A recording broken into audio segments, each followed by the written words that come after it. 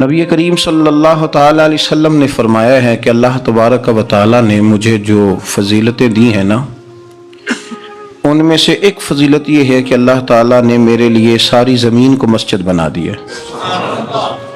اس کا معنی یہ ہے کہ جہاں بھی نماز ادا کرو گے تمہاری نماز ہو جائے گی، لیکن وہ خاص حصہ،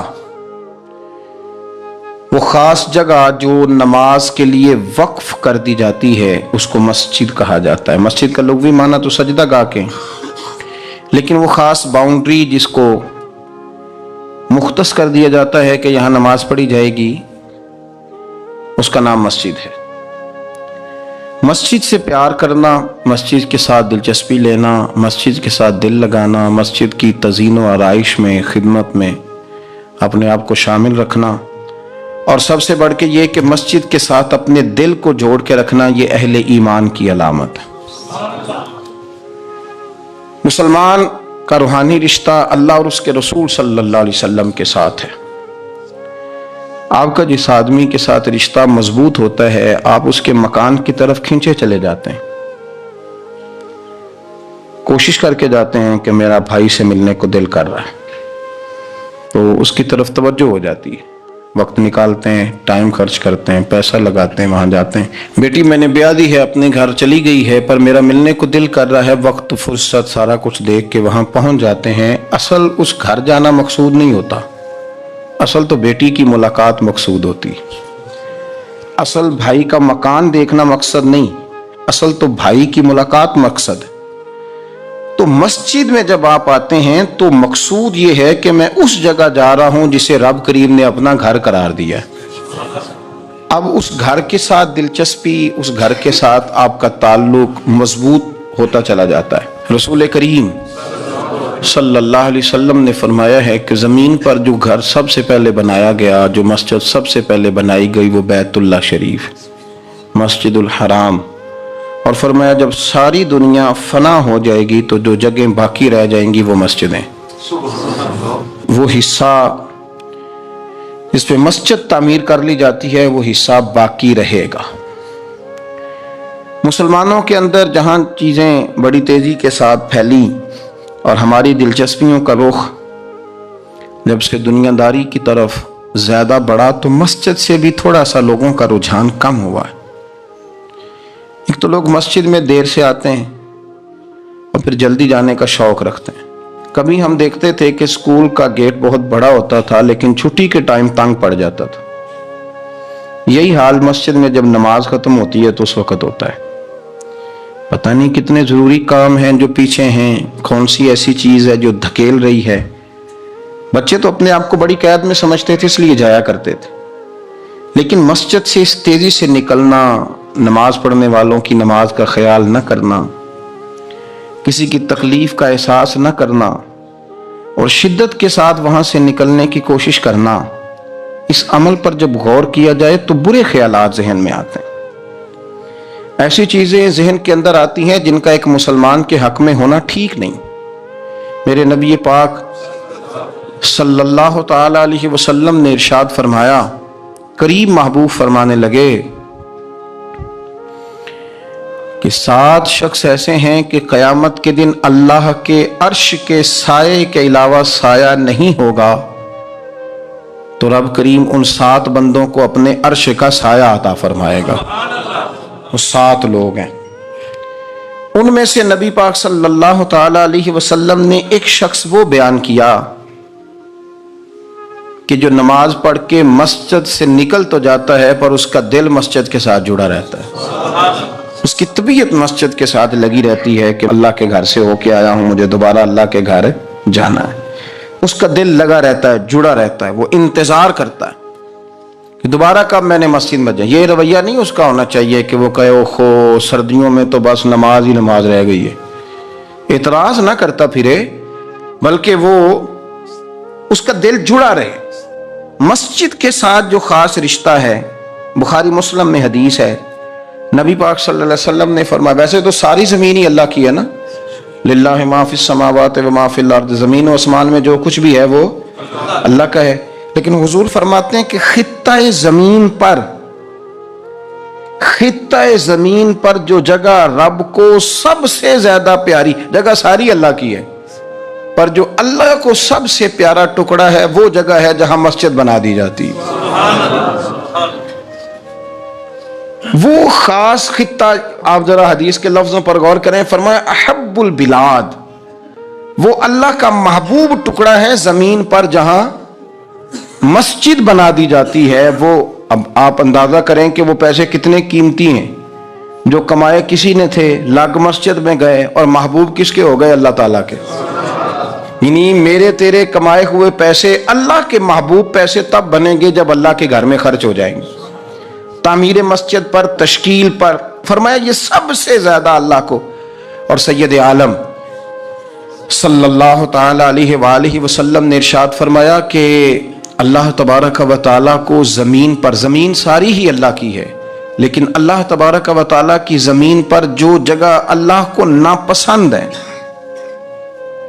وہ جگہ ہے جہاں بازار بنا دیا جاتا ہے، جہاں مارکیٹیں بنتی ہیں، جہاں لوگوں کے ساتھ ظلم ہوتا ہے، دھوکے ہوتے ہیں، جھوٹ بولا جاتا ہے۔ یہ بخاری مسلم کی حدیث۔ ناپسندیدہ زمین کا ٹکڑا وہ ہے جہاں بازار بنتا ہے، اور پسندیدہ ٹکڑا وہ ہے جہاں شوق کس بات کا زیادہ؟ میری مارکیٹ ہو کہ میرے نام کی مسجد ہو؟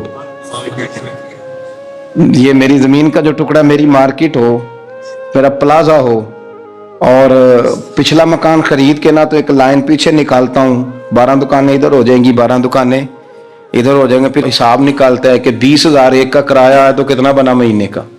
اس کو یہ نہیں پتا کہ تیری یہ زمین تھی اللہ کی، اب تو نے اس کا وہ حشر کیا ہے کہ یہ ناپسندیدہ ترین ہو گئی، ناپسندیدہ ترین۔ اور اگر تیری ہی زمین ہو، اپنی خوش قسمتی تو دیکھیں کہ میری زمین، میرے پیسے، اور جب میں نے مسجد بنا دی تو وہ پیسے رب کے پیارے ہو گئے، وہ زمین اللہ کی محبوب ہو گئی، وہ پیسے پیارے ہو گئے، وہ محبوب ہو گئے۔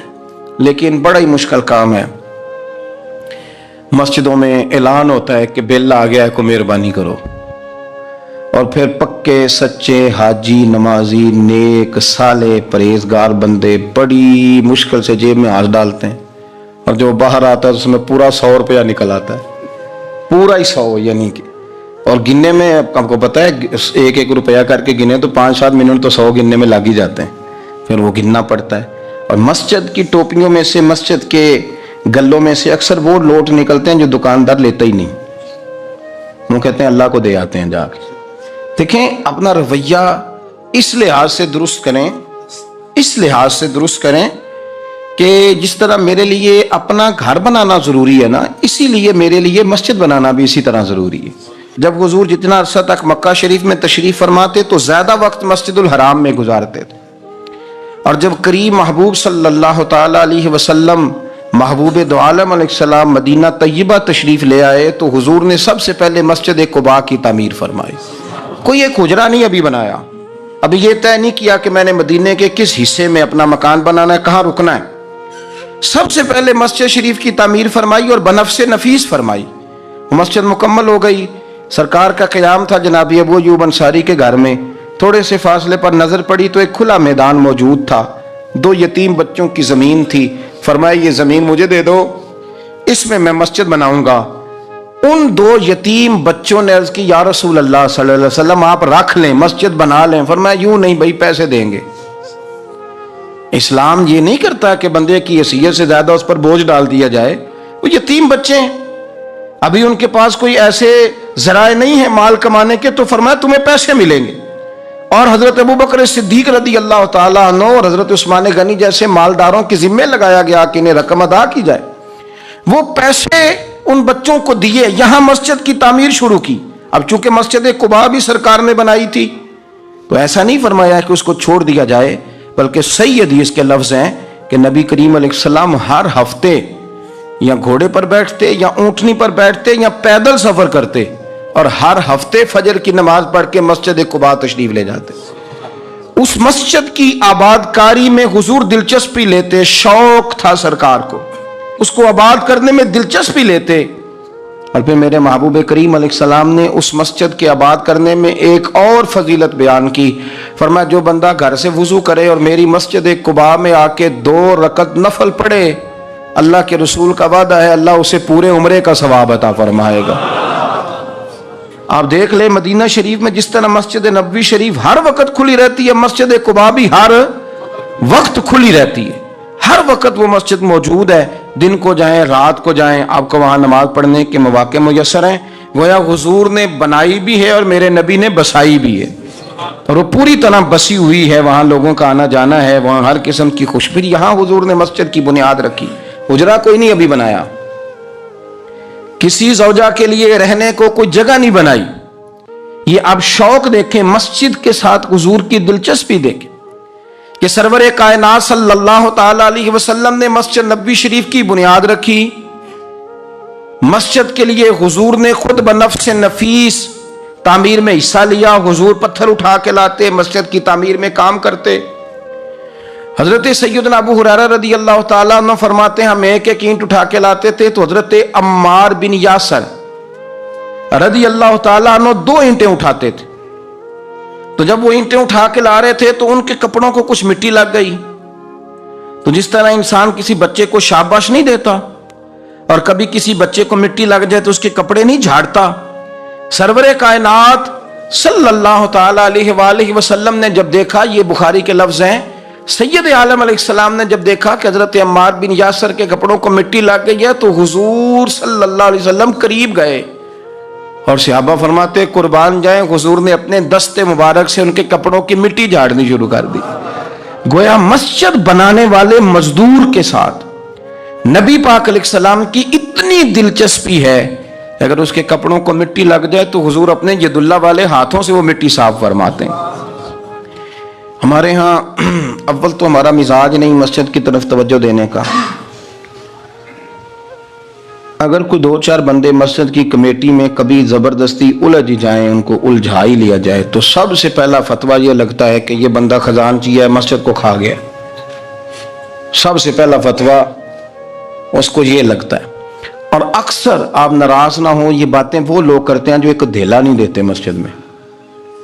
ان کو بڑی فکر ہوتی ہے دوسروں کے پیسوں کی، جی کہ اس نے پیسے دیے تھے تو یہ کھا گیا. مجھے بھی ایک دفعہ ایک جگہ میں گیا ہوا تھا تو ایک صاحب کہنے لگے جی اس مسجد میں بڑا فنڈ آیا پر فلانا بندہ کھا گیا ہے. تو اس سے بھی تھوڑا سا وہ یہ ہوتا ہے کہ جب آپ کسی کے خلاف بات کرتے ہیں تو سامنے والا آپ کو اپنی ہمدردی دے کے تو 1-2 بات اور کرتا ہے. میں نے اس سے کہا کہ آپ نے کتنے پیسے دیے مسجد میں؟ کہنے لگا جی کچھ میں نے بھی دیے. میں کہا چل پہلا تیرے تے دعا مانا دے کولو آ چلیے. کہنے جی نہیں وہ تو میں دے چھڑے. تو میں کہا پھر جنہ دیتے سن انہاں بھی دے ہی چھڑے کہ تو حساب لینا ہے کہ اللہ لینا ہے. اتنا زیادہ ٹینشن لینے کی کیا ضرورت ہے آپ کو؟ اس بندے نے بھی مرنا ہے، قبر میں جانا ہے. میں کیا بھائی تیرے تے دعائیے نہ پیسے جڑے تیرے کھا گئے تو تے وصول کرنا تو باقیوں کے دیکھے جائیں گے. آپ کو یہ توفیق نہیں ہے کہ آپ تھوڑا سا آگے بڑھیں، کام دیکھیں، اخراجات دیکھیں، معاملات دیکھیں کسی بھی مسجد کے. آپ تنقید کر رہے ہیں کمیٹی پہ مفت کی اور اس کا نتیجہ کیا نکلتا ہے؟ مسجدوں میں جھگڑے ہوتے ہیں، فسادات ہوتے ہیں، دنگا ہوتا ہے. اور امام صاحب بیچارے انہوں نے بھی تو پھر کو پارٹی رکھنی ہوتی ہے، جینا تو ہے نا دنیا میں. وہ بھی پھر کبھی کبھی دیکھ لیتے ہیں کہ اب پارٹی پاری کیڑی ہے تو اس کی طرف وہ توجہ کر لیتے ہیں. پھر وہ بھی ایک نیا دنگا شروع ہو جاتا ہے کیونکہ مسجد میں امام اس نے رہنا ہے جس نے بندوں کو راضی رکھنا ہے، اس کی پابندی ہوتی ہے. ایک نے کہہ دیا تو کھل کے نماز پڑھا سویرے ہی تو مزہ ہوتا ہے نماز پڑھن دا، تو دوسرا کہتا ہے قاری صاحب آپ تو فارغ ہیں، ہم نے تو ڈیوٹی بھی کرنی. مسجد کی آباد کاری میں آپ حصہ لیں، چیزوں کو دھیڑنے میں آپ کردار نہیں ادا کریں کیونکہ مسجد اللہ کی رضا کے لیے. اور میرے نبی پاک علیہ السلام نے فرمایا جس نے اللہ کی رضا کے لیے مسجد بنائی اس نے اپنے لیے جنت میں مکان تعمیر کرا لیا ہے. شرط یہ ہے کہ اللہ کی رضا کے لیے پارٹی بازی کے طور پر مسجد نہ بنائے، رضا الہی کے لیے مسجد بنائے. اس نے اپنے لیے جنت میں مکان بنا لیا ہے. مسجد کے ساتھ دلچسپی ہونی چاہیے، مسجد کی صفائی کریں، مسجد کے ساتھ آپ دیکھیں کہ کون سا بلب خراب ہے اس بلب کو آپ چینج کر دیں. آ کے تنقید کر کے چلے جانا کہ فلانا بندہ فلانا کام نہیں کرتا، یہ تو بڑا آسان کام ہے، یہ تو آپ کسی سے بھی کرا لیں. یہ تو لیکچر ساری دنیا دیتی ہے کہ فلانا غلط ہے فلانا غلط ہے. چیزوں کو غلط کہنا، بندوں کو غلط کہنا یہ آسان ہے، لیکن غلط چیزوں کو ٹھیک کر لینا یہ مشکل کام ہے. یہ والا میرے بھائی فریضہ سر انجام دیں. کوشش کریں کہ مسجد کے آپ قریب آئے. حضرت تمیم داری رضی اللہ تعالیٰ عنہ میرے نبی کریم کے صحابی ہیں. انہوں نے نا سب سے پہلے مسجد میں آ کے چراغ جلایا تھا. اتنے راضی ہوئے میرے نبی پاک، اتنے راضی ہوئے، فرمایا تمیم تو نے مسجد میں چراغ نہیں جلایا، تو نے تو اپنی قبر روشن کر لی ہے. اور فرمایا تم نے تو مکمل نور حاصل کر لیا ہے، مکمل. اور خاص حضور نے ڈیوٹی لگائی سیدنا بلال حبشی کی. وہ مسجد کا خیال کرتے، مسجد پہ توجہ دیتے. مسجد نبوی میں کون سی چیز کہاں کس انداز میں کرنی ہے، حضرت بلال وہ خدمت سر انجام دیتے. نبی پاک علیہ السلام مسجد کے لیے مختلف اوقات میں مختلف احکام جاری کرتے. پہلے سرکار دو عالم صلی اللہ علیہ وسلم نے ایک دروازہ مخصوص کر دیا تھا. فرمایا بھئی ایک فیصلہ میرا یہ ہے کہ اس گیٹ سے صرف عورتیں آئیں گی، مرد نہ داخل ہوں. حضور نے وقف کر دیا عورتوں کے لیے. پھر ایک وقت ایسا آیا کہ نبی پاک صلی اللہ علیہ وسلم کے بہت سارے صحابہ نے، جن کے گھر مسجد کے بالکل ساتھ ساتھ تھے، انہوں نے مسجد کے اندر دروازے کھول لیے تھے، مسجد میں آیا کرتے تھے. اللہ کے رسول صلی اللہ علیہ وسلم نے فرمایا بھی اب جماعت کا وقت ہوتا ہے اور بالکل دروازہ مسجد کے اندر تم نے کھولا ہوا ہے تو کچھ چیزوں میں مشکل پیدا ہوتی ہے، لہذا سارے دروازے بند کر دو، ایک دروازہ کھلا رہے، اور وہ ہے جناب ابو بکر صدیق کا. وہ آج بھی کھلا ہے مسجد نبوی میں. اس کو وہ دروازے کو بند نہیں کرتے، کبھی ضرورت ہو تو وہ آگے کوئی کنات لگا دیتے ہیں. دروازہ وہ ہمیشہ کھلا رہتا ہے، اس لیے کہ اس کو میرے نبی پاک نے کھولا ہے. وہ دروازہ کھلا رہتا ہے. حضور نے مختلف اوقات میں مسجد کی تزئین و آرائش میں، اس کی وسعت میں دلچسپی کا اظہار کیا. حضرت بلال جھاڑو دیتے، آنے والے لوگوں کا خیال کرتے. مجھے کہہ لینے دیں، اس کو سیاسی نعرہ نہ سمجھیں، مجھے کہنے دیں اور میں بہت ساری احادیث اور بہت ساری سیرت کی کتابوں کا نچوڑ ایک جملے میں بیان کرتا ہوں. مسجد نبوی ایک پارلیمنٹ ہاؤس کا درجہ رکھتی تھی. اسی میں سارے فیصلے ہوتے تھے، اسی کے اندر کافروں کے ساتھ جو معاملات تھے وہ طے ہوتے تھے، اسی میں ہر چیز سیٹ ہوتی تھی مسجد کے اندر. ہماری سیاست ناپاک اس لیے ہوئی ہے کہ ہم نے مسجد سے باہر نکال دی. جب تک یہ مسجد کے اندر تھی وضو کر کے لوگ بیٹھتے تھے، قرآن پاک کی آیات بیان کر کے اپنا موقف بیان کرتے. بڑا صاف ستھرا نظام چلتا تھا. امیر المومنین کا پارلیمنٹ ہاؤس مسجد ہوتی تھی، وہ مسجد میں بیٹھ کے سارے کام کرتے تھے اور مسجد کے پاکیزہ ماحول کے اندر سارے کام مکمل کیے جاتے تھے. حضرت سیدنا بلال حبشی کی ڈیوٹی تھی. جن لوگوں نے مسجدیں بنائی ہوتی ہیں ان کو مسجدوں سے پیار بھی بڑا ہی ہوتا ہے. اور میں اکثر آئمہ مساجد کو میں نے دیکھا ہے، امام صاحب نہ بیچارے پہلے انہوں نے بندہ تلاش کرنا ہوتا ہے جو ان کی جگہ پہ نماز پڑھائے، پھر انہوں نے کہیں جانے کا وعدہ کرنا ہوتا ہے، پھر وہ 15 فون کرتے ہیں فلانے کے پاس چابیاں وہ لے کے جماعت کرا دینا. بڑا پیار کرتے ہیں مسجد سے، بڑا. لیکن اس بیچارے کا ایک قدم بھی مسجد میں پکا نہیں ہوتا. سارے نمازی غلطی کر لیں، بھول جائیں تو بچ جاتے ہیں، ان کو کوئی مسجد سے نہیں نکالتا.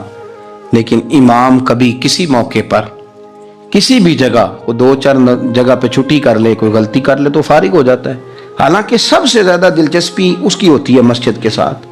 ہم مسجد کی آباد کاری میں جب ذوق پیدا کریں گے، نبی پاک صلی اللہ علیہ وسلم جب سفر پہ جاتے تھے تو سب سے آخر میں مسجد نبوی شریف میں آتے، نماز پڑھتے، اور جب سفر سے واپس آتے تو سب سے پہلے مسجد میں آتے، نماز ادا کرتے. حضرت بلال حبشی مسجد کی خدمت کرتے تھے. پھر حضور کے وصال کے بعد وہ ملک شام تشریف لے گئے،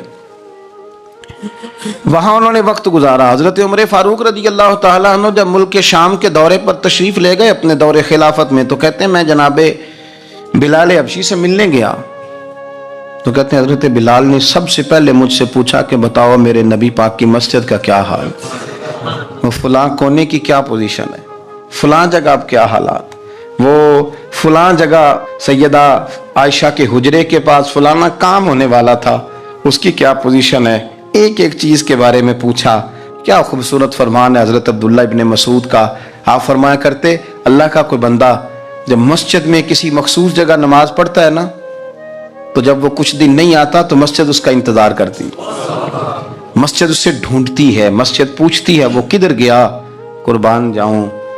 فرمایا اگر وہ بندہ انتقال کر جائے، وہ دنیا چھوڑ جائے، تو مسجد کی وہ صف روتی ہے، وہ اسے ڈھونڈتی ہے، وہ اس کو تلاش کرتی ہے، وہ اس کے لیے آنسو بہاتی، اللہ کے حضور التجا کرتی ہے کہ یا اللہ وہ یہاں رہا کرتا تھا، وہ یہاں نماز پڑھتا تھا، وہ یہاں آیا کرتا تھا. مسجد اس کے لیے روتی ہے. اللہ کرے آپ سمجھے میری بات.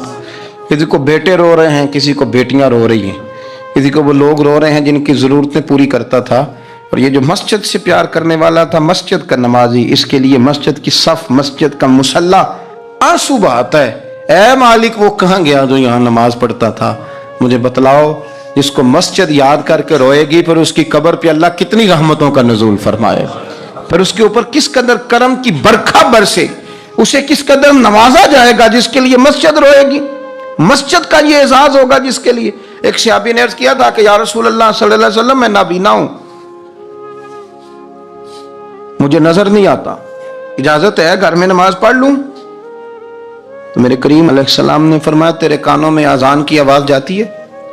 حضور جاتی ہے. فرمایا پھر گھر نہ پڑھ, پھر مسجد آ کے پڑھ, پھر تو مسجد میں آیا کر, تو نماز پڑھا کر, تیرے کانوں میں آواز جاتی, لہذا تو مسجد میں آیا کر, یہاں آ کے نماز پڑھا کر. بہت سارے لوگ ہیں عدم دلچسپی. ہاں گھر میں بھی نماز پڑھنی چاہیے. مشکات میں حدیث ہے, نبی پاک علیہ السلام نے فرمایا اپنے گھروں میں مسجدیں بناؤ, یعنی ایک جگہ مخصوص کرو ہاں جہاں صرف نماز پڑھی جائے. فرمایا اپنے گھر میں مسجد بناؤ اور کچھ حصہ نماز کا گھر میں بھی پڑھا کرو, کچھ نوافل, کچھ سنتیں, کچھ حصہ گھر میں بھی نماز کا پڑھا کرو. فرمایا اپنے گھر کو قبرستان نہ بناؤ. اس کا مطلب ہے جس گھر کے اندر نماز نہ پڑھی جائے بالکل, اس گھر میں سارے زندے لوگ بھی رہتے ہوں تو گھر قبرستان ہے. یہ حضور کا فرمان ہے کہ سارے لوگ زندے ہیں, ہنستے ہیں, بستے ہیں, کھیلتے ہیں, اٹھتے ہیں, پر 2 رکعتیں نماز نہیں پڑھی جاتی, وہ قبرستان ہے. حضور نے فرمایا قبرستان ہے. جتنی مرضی ٹائلیں لگی ہوئی ہوں, ہر کمرے میں اے سی ہو, بڑا شاندار باتھ روم ہو, ساری سہولتیں ہوں, اگر گھر والے گھر میں کچھ نماز نہیں پڑھتے, خواتین نہیں پڑھتی, مرد کچھ نفل نہیں پڑھتے, وہ قبرستان ہے. اور جس گھر میں کوئی اٹھ کے سویرے تہجد کا وضو کرتا ہے, وہ مردوں کا گھر نہیں, وہ تو زندوں کا گھر ہے. بچوں کو تکلیف تو ہوتی ہے جب سویرے بوڑھے اٹھ کے تہجد کا وضو کرتے ہیں, کیونکہ ان کے سونے کا ٹائم ہی وہ ہوتا ہے جب بابے اٹھ جاتے ہیں. بابا جی سویرے اٹھ کے وضو کر رہے ہوتے ہیں تو بچہ تنگ ہوتا ہے. دیکھو جی مطلب چونکہ اس نے جو سونا ہی اس وقت ہے جب دنیا کے جاگنے کا وقت ہے, لیکن اس کو پتہ نہیں جب تیرے گھر میں کوئی تہجد کا وضو کرتا ہے تو رب راضی کتنا ہوتا ہے. ہو سکتا ہے تیری بھی بڑی خطائیں اس کی وجہ سے معاف ہو جاتی ہوں. اس کا بوڑھا باپ, اس کا دادا, اس کا نانا سویرے اٹھ کے نماز پڑھنے لگا. ہم کیوں نہیں اس بات کو سمجھتے کہ مسجد کے ساتھ ہماری دلچسپی, اللہ کے گھر کے ساتھ ہمارا تعلق. میرے نبی کریم صلی اللہ تعالی علیہ وسلم نے فرمایا میں نے جنت کے اندر دیکھا کہ کس عمل کا ثواب زیادہ ہے, تو فرمایا میں نے سب سے زیادہ اجر والے جو اعمال دیکھے ان میں ایک عمل یہ ہے کہ جو بندہ مسجد کی صفائی کر کے کچھ کوڑا مسجد سے باہر نکال دے گا, رب کریم اسے جنت میں بڑا درجہ عطا فرما دے گا. لیکن یہ تو کام کرے گا کوئی غریب آدمی, ناراض نہ ہونا. مسجد میں جھاڑو دے گا کوئی. میں نے اپنے لاہور والے سارے پیر بھائیوں کو بلایا تھا, کچھ دن ہوئے, میں نے ان کو نصیحت کی تھی کہ آپ اپنے علاقے کی مسجد کی صفائی کیا کریں, اور ساتھ میں نے انہیں کہا تھا کہ یہ میرا اپنے حکم سمجھنا ہے کہ مسجد کے انتظامی معاملات میں مداخلت نہیں کرنی. اپنی مسجد محلے کی میں جائیں اور جا کے جھاڑو دیں. بابا فرید صاحب رحمۃ اللہ علیہ فرمایا کرتے تھے جو چاہتا ہے اس کے دل کو سکون ملے تو وہ اللہ کے گھر میں جھاڑو دیا کرے. اور خود اپنے آپ سے کہا کرتے تھے اٹھ فریدہ ستیا جھاڑو دے مسجد, تو ستیں رب جاگدا تیری ڈاڈے نال پرید. مسجد کی صفائی کر. لیکن یہ بھی غریبوں کے حصے میں آیا. امیر بندہ تو 50,000 روپیہ دیتا ہے مسجد میں, کہتا ہے واکر خرید لو. پھر اس کے بعد قاری صاحب سے آ کے کہتا ہے کہ تو واکر لے کے دیتا سی, صفائی کیوں نہیں کراندے؟ تو اگر کوئی غریب آدمی ذرا ڈرتے ڈرتے لقمہ دیتا ہے تگڑے بندے کو, ڈرتے ڈرتے وہ اسے کہہ ہی دے نا کبھی کہ قاری صاحب کو صفائی نہیں کرائی دی, تو پھر امیروں کے پاس ایک اور بھی جملہ ہے, وہ کہتے ہیں کہڑا آپ کرنی بالا کو نہیں کرانی, تو میں کہ تسی اپنے بالا کو کرا لو, لیاؤ بالا نال, وہ نہیں کرتے صفائی. اگر آپ کے بچے آپ کے کہنے پہ صفائی نہیں مسجد کی کرتے تو قاری صاحب کے کہنے میں کب صفائی کریں گے؟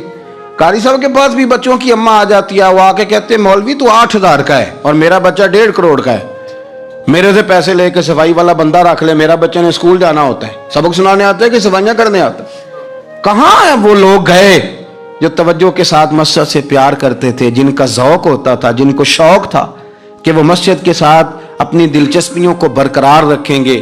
اور دور سے چل چل کے مسجد کے قریب آئیں گے، طبیعت ہی نہیں، دل ہی نہیں۔ وہ بندہ جس نے 50,000 روپیہ دیا وہ جھاڑو کو ہاتھ لگائے، توبہ توبہ توبہ توبہ، وہ کوئی کام کر لے، ہو ہی نہیں سکتا، سوال ہی نہیں پیدا ہوتا۔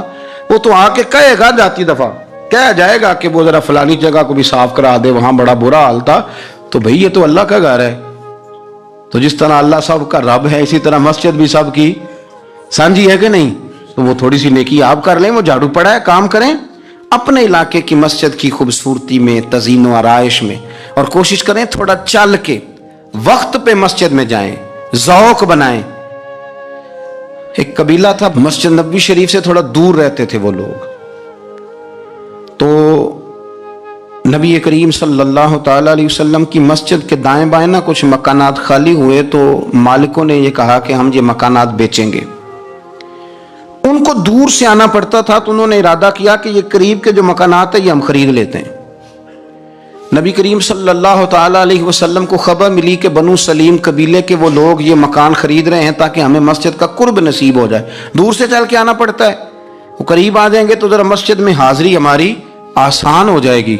حضور نے انہیں بلا لیا، فرمایا تم مکان خریدو تمہاری مرضی، نہ خریدو تمہاری مرضی، پر ایک بات سن لو، تم جتنے قدم چل کے آتے ہو نا، رب کے فرشتے تمہارے قدم لکھ لیتے ہیں، تمہارے قدم لکھے جاتے ہیں، تمہارے قدم 2 دفعہ حضور نے فرمایا، حدیث میں موجود ہے، 2 دفعہ تمہارے قدم لکھے جاتے ہیں۔ وہ لوگ بڑے مشتاق تھے اللہ کے بارگاہ سے اجر کے آنکھیں کھول، حضور فرشتے ہمارے قدم لکھتے ہیں، رب کو دکھاتے ہیں کہ اتنے قدم چل، ہاں ہاں تمہارے قدم لکھے جاتے ہیں۔ کہا یا رسول اللہ ہم نے نہیں قریب آنا، ہم دور ہی ٹھیک ہیں، ہم چاہتے ہیں ہمارے زیادہ قدم لکھے جائیں، زیادہ قدم، ہم دور سے چل کے آیا کریں گے۔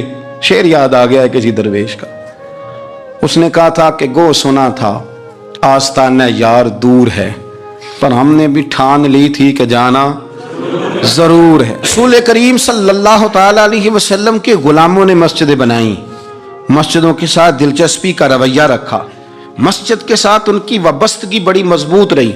میں نا مسجد نبوی شریف میں بیٹھا تھا، تو بہت زیادہ شہرت بھی کئی دفعہ بہت سارے مسائل کو بھی جنم دیتی ہے،